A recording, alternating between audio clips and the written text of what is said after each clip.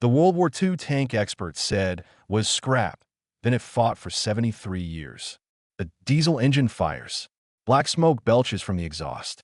The tracks bite into sand that's been soaked with blood 3 times in the last 20 years. The commander, standing in the turret hatch, is 23 years old. The tank he's commanding is older than he is. The hull was stamped from Detroit steel in 1943. It crossed the Rhine with Patton. It might have fought through Italy.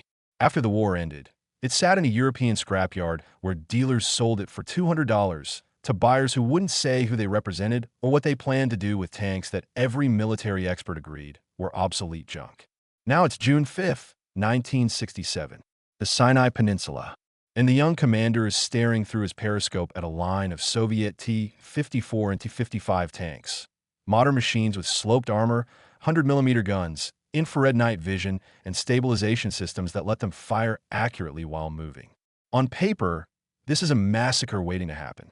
The Sherman should have been melted down for scrap in 1946. Instead, it's about to prove that specifications written on paper mean nothing when mechanics refuse to accept the word impossible.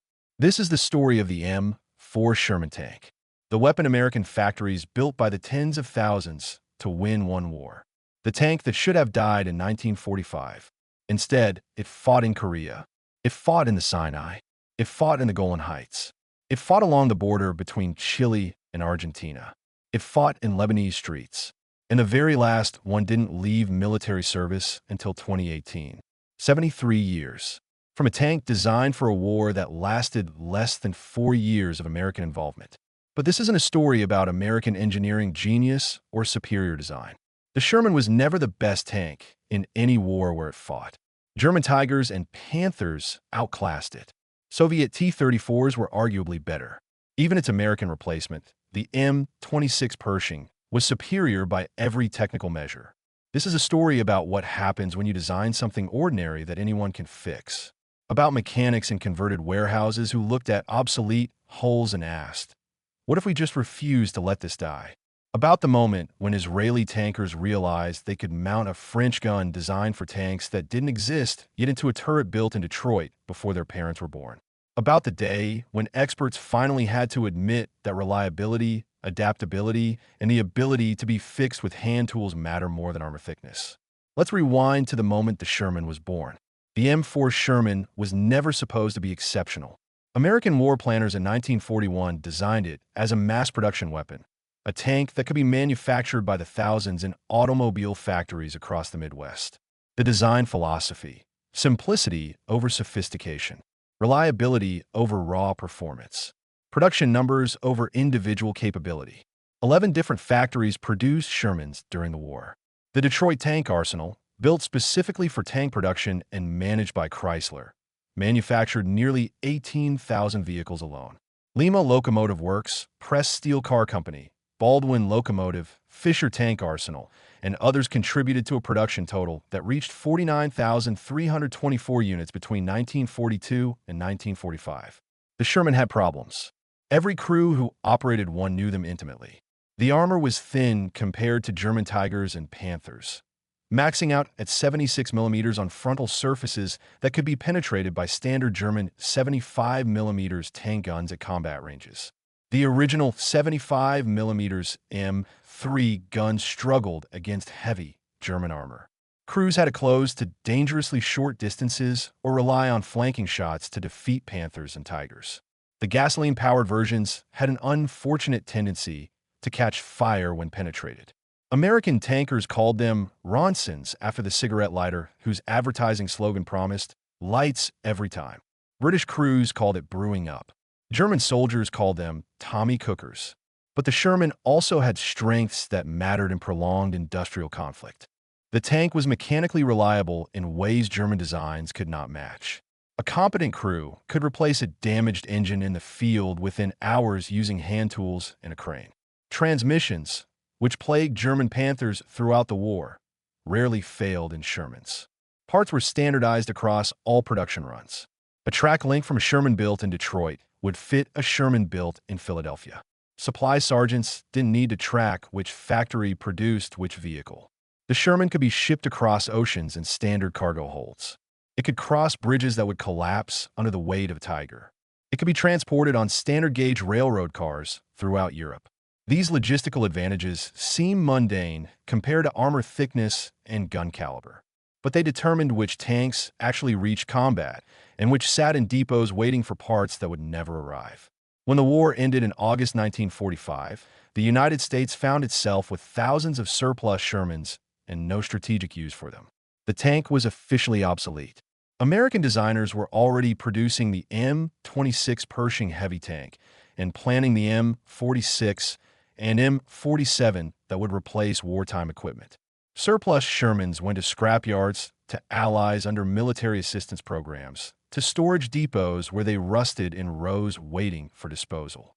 The tank seemed destined to disappear from military history, another weapon that had served its purpose and been superseded by superior designs.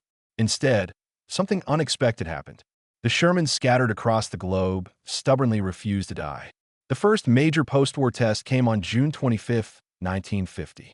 North Korean forces crossed the 38th parallel with approximately 250 T-34/85 tanks, proven Soviet machines that had crushed the Wehrmacht on the Eastern Front. American forces in Japan had virtually no armor capable of stopping them. The occupation army was equipped for peacekeeping, not tank warfare. When North Korean armor rolled south, American infantry found their bazookas bouncing off T-34 frontal armor. Requests for tank support received the response that no tanks were available. The U.S. Far East Command scrambled to respond. Officers scoured bases across Japan looking for any operational armor. They found 58 M4A3E8 Shermans scattered in various states of readiness. These were late-war models, the best variant produced, featuring the improved horizontal volute suspension system and 76mm M1 guns that had arrived too late to see significant combat in Europe. The Army created the 8,072nd Provisional Tank Battalion on July 17th. Within 2 weeks, these hastily assembled crews shipped their tanks to Busan and prepared to meet North Korean armor. American tankers entered combat against T-34s with significant uncertainty. The Sherman and T-34 had never met in battle during World War II when the Soviet Union and United States fought as allies against Germany. Now American crews would learn whether their aging equipment could stand against Soviet designs. The results surprised many observers. Despite being designed in 1941, the EZ-8 Sherman could hold its own against tanks built 5 years later. The M176mm gun penetrated T-34 armor at normal combat ranges. More importantly, American forces had access to high-velocity, armor-piercing ammunition that increased penetration significantly. Korean War Shermans also benefited from superior optics. American gunners could acquire targets faster and had a better chance of scoring first-round hits. In tank combat, the first accurate shot often determines the outcome.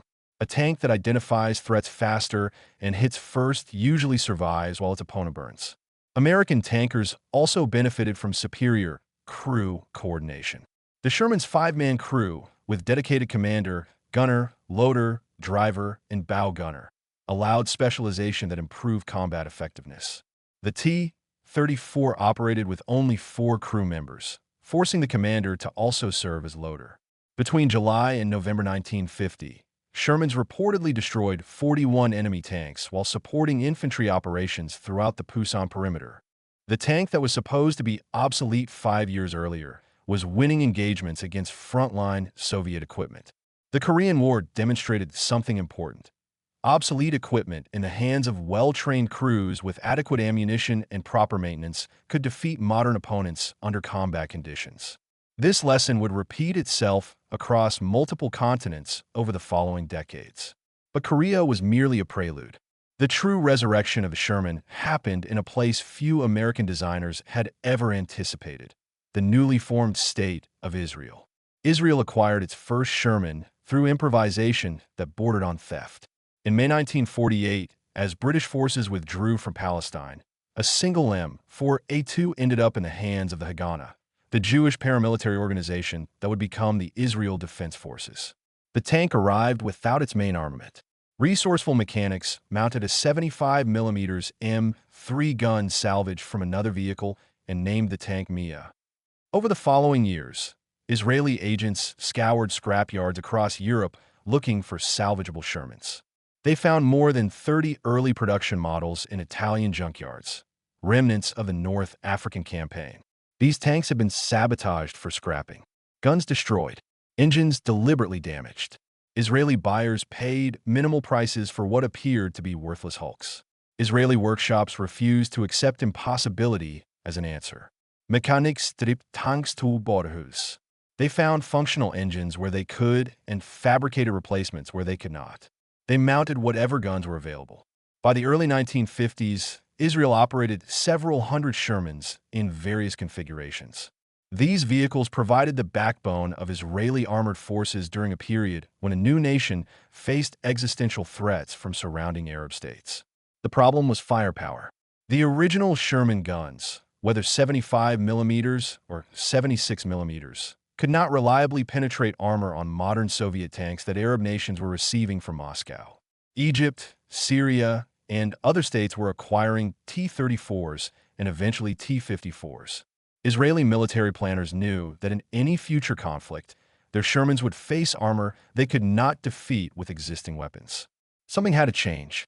In 1953, an Israeli military delegation visited France to examine the AMX-13 light tank. The French vehicle weighed only 15 tons, but carried an impressive high-velocity 75mm gun, the CN 75-50. Israeli officers liked the gun.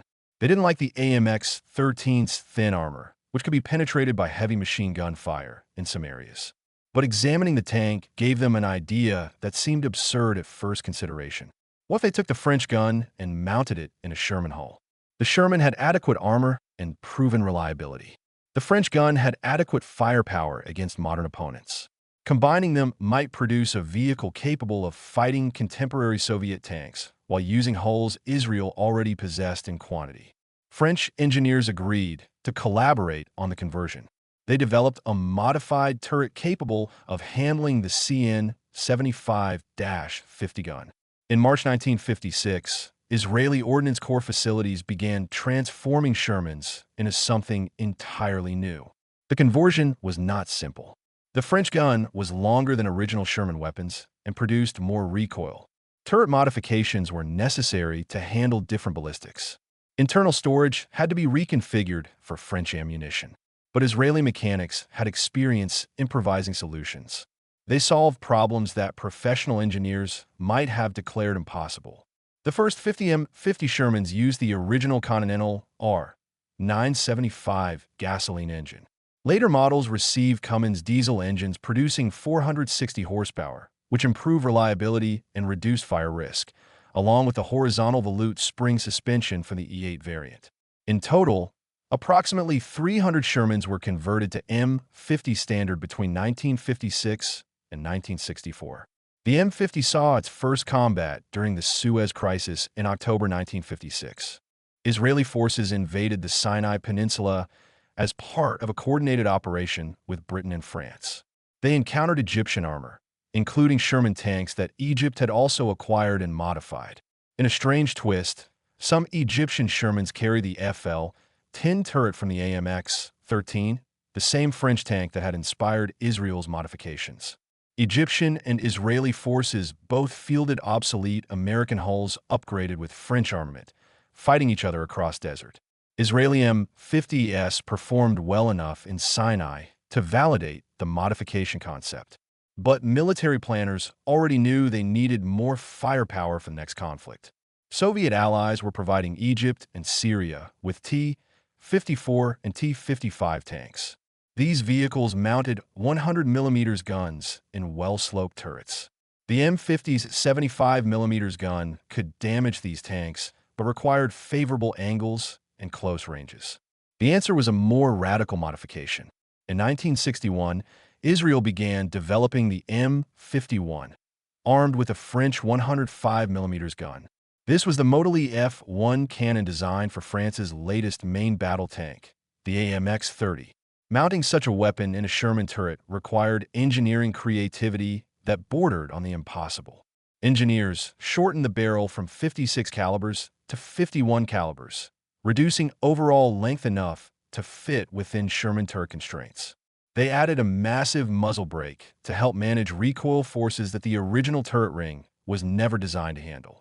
The resulting weapon could fire heat rounds, high-explosive anti-tank ammunition that used shape charge principles rather than kinetic energy to penetrate armor.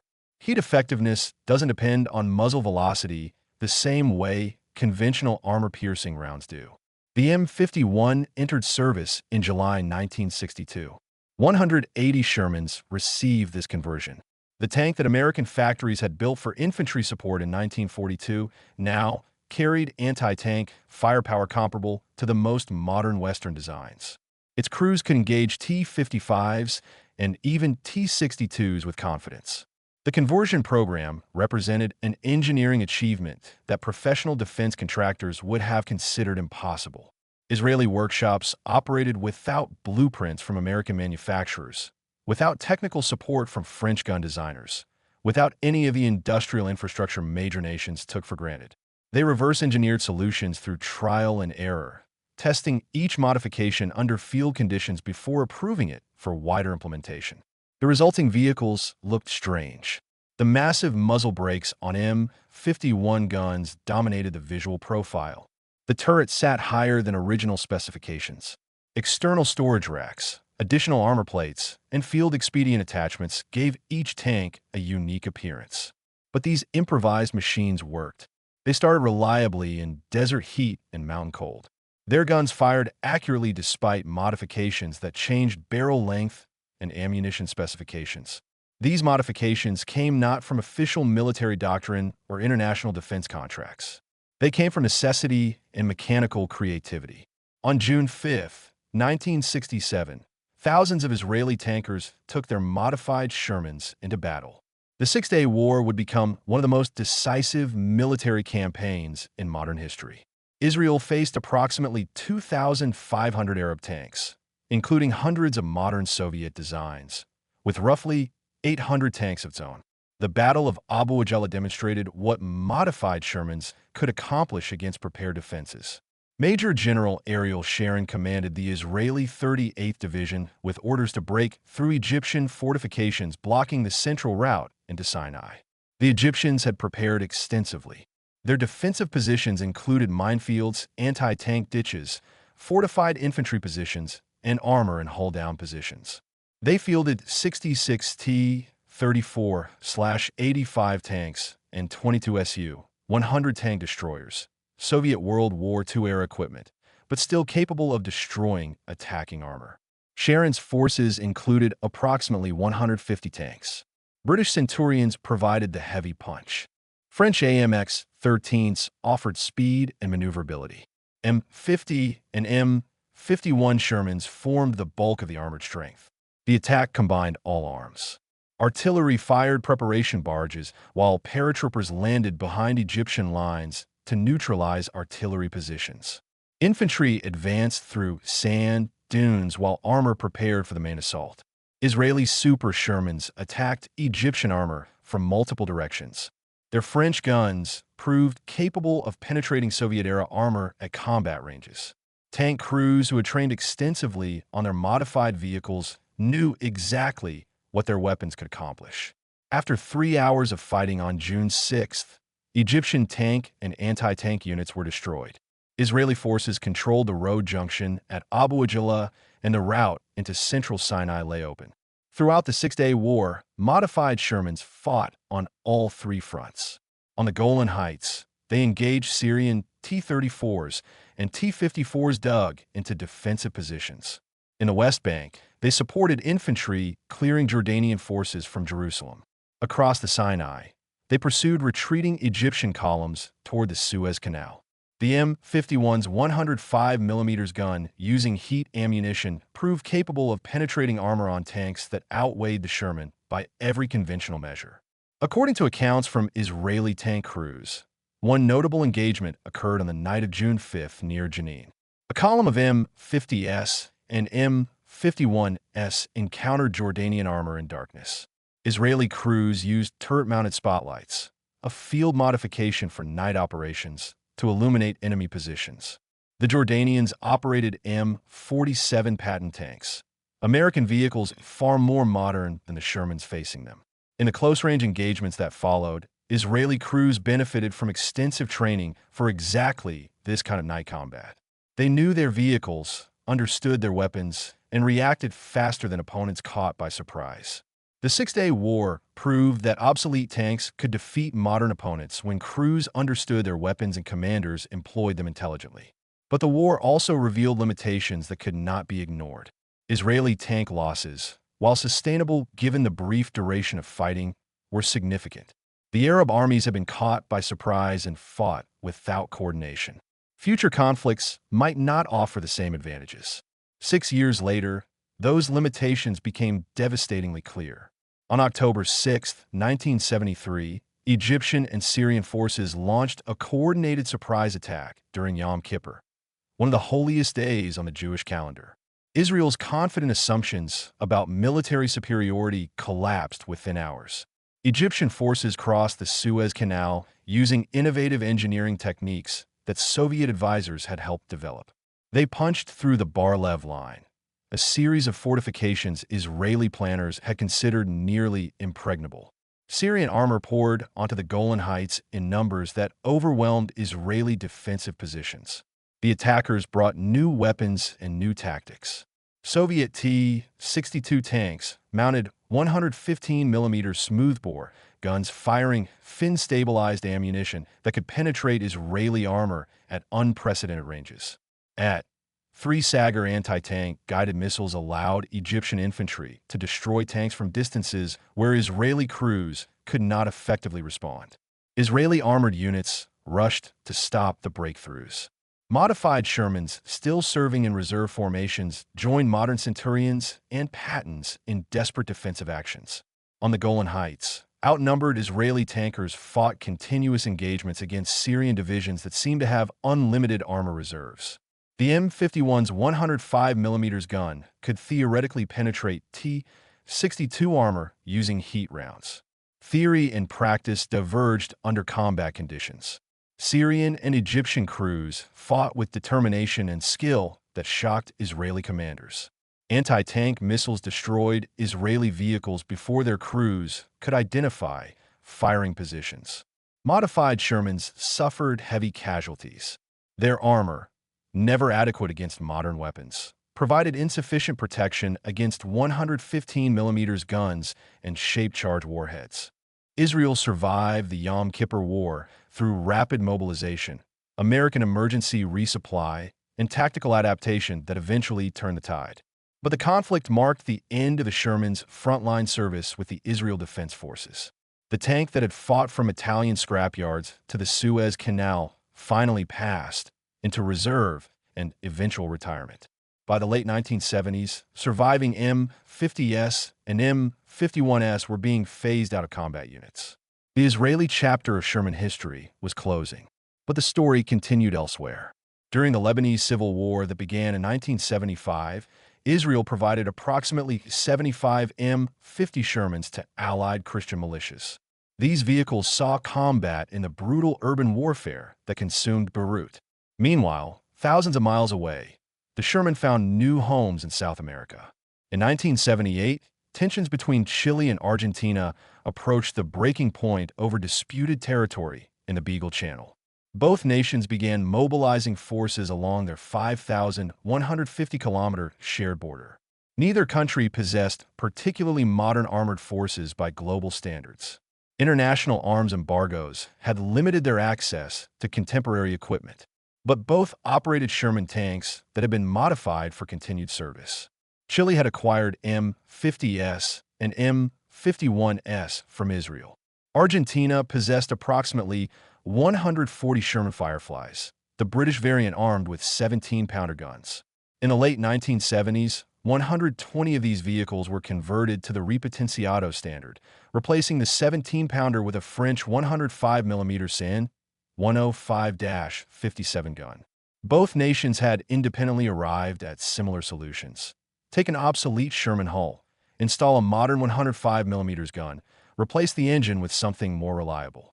On December 22nd, a storm delayed Argentine naval operations. Pope John Paul II offered to mediate the dispute. Military commanders paused their preparations. The Beagle conflict ended without the armored engagement that both sides had prepared for. Chilean and Argentine Shermans never fired at each other in anger, but both nations kept their modified tanks in service for years afterward. Chile began phasing out its Shermans in 1999, with the retirement process continuing until 2006. Argentine repotenciados served until the mid-1990s. Paraguay received 3 repotenciados from Argentina in 1988 and kept them operational until 2018. That date deserves emphasis. 2018. A tank designed in 1941, built for a war that ended in 1945, remained in active military service 73 years after its intended operational lifetime. These Paraguayan Shermans served with the Presidential Escort Regiment. They participated in parades, training exercises, and ceremonial duties until their final retirement. When the last one left service, military historians around the world noted the passing of an era.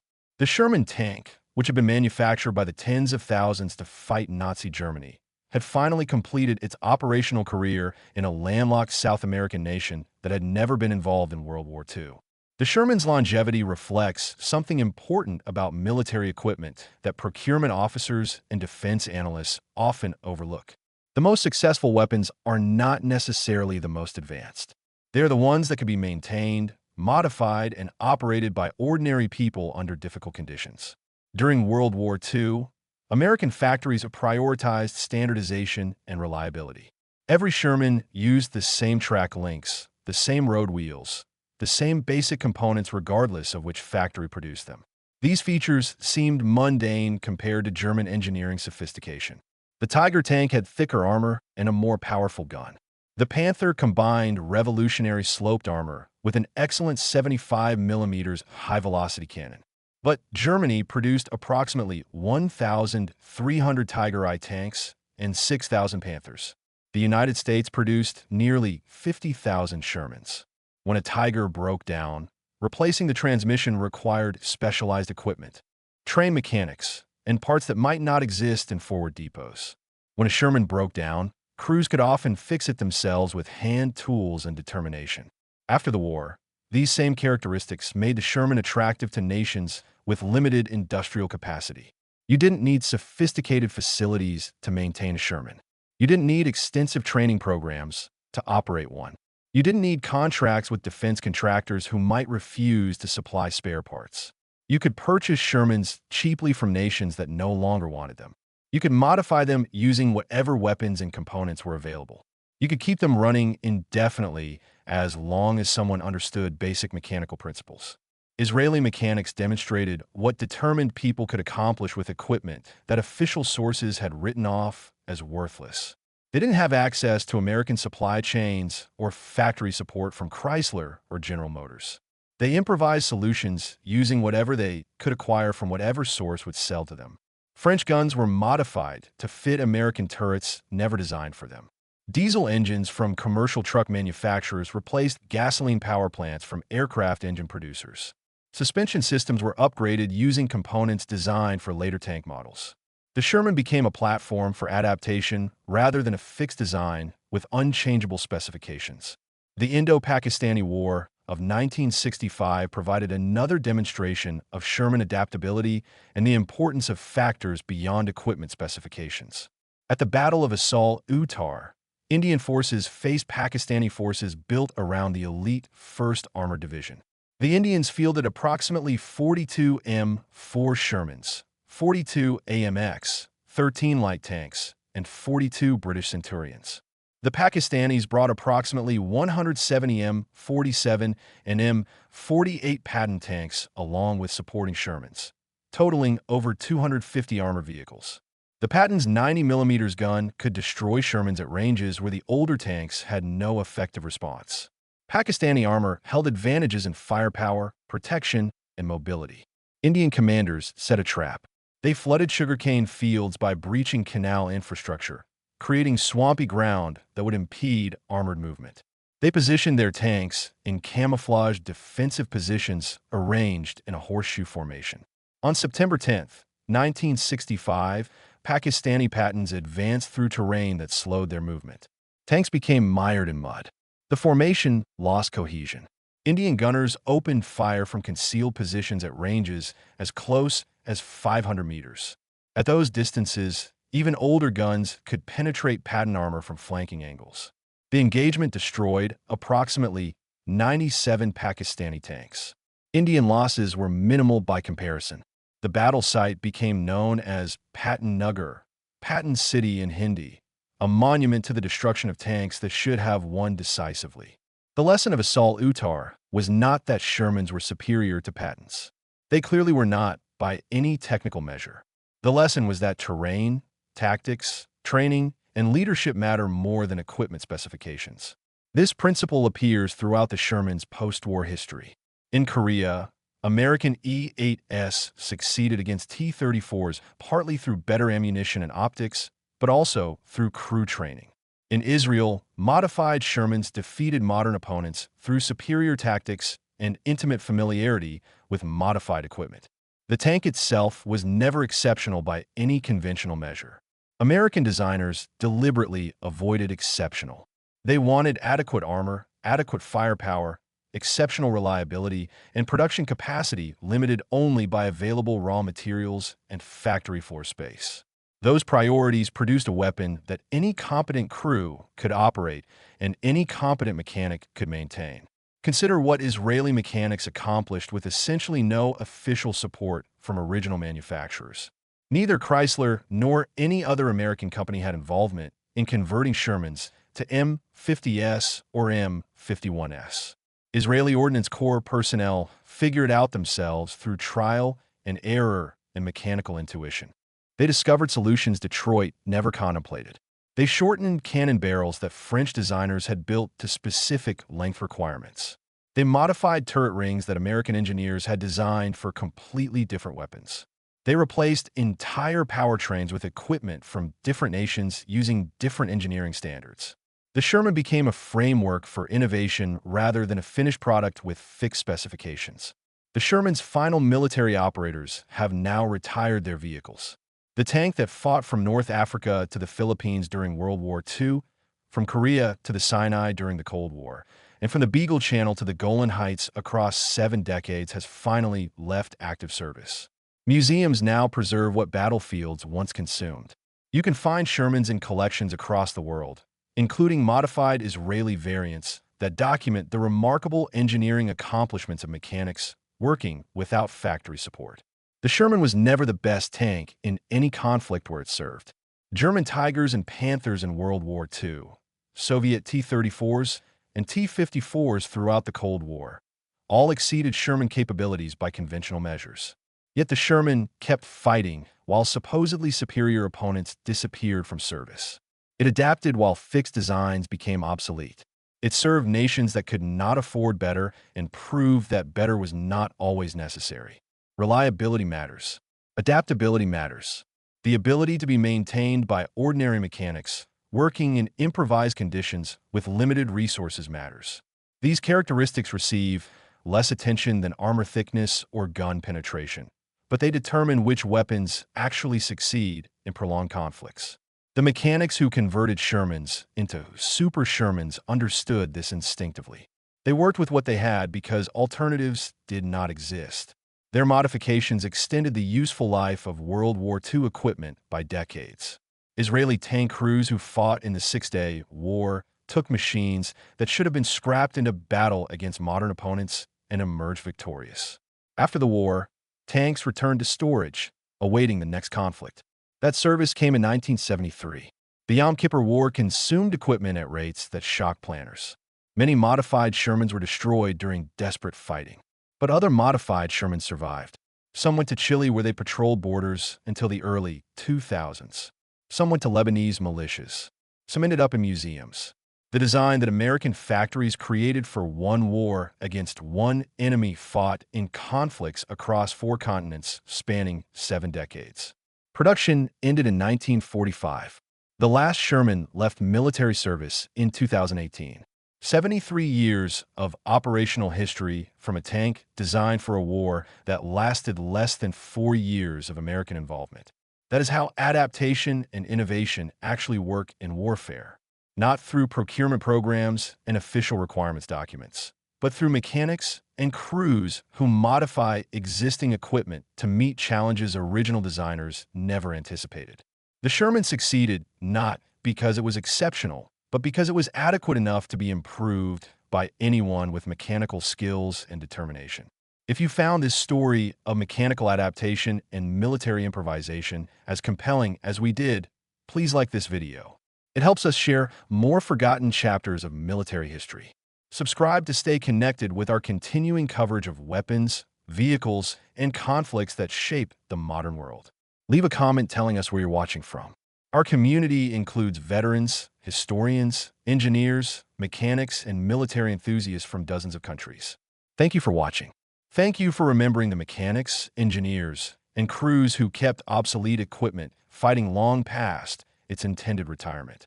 Their ingenuity deserves recognition even when official histories overlook their contributions.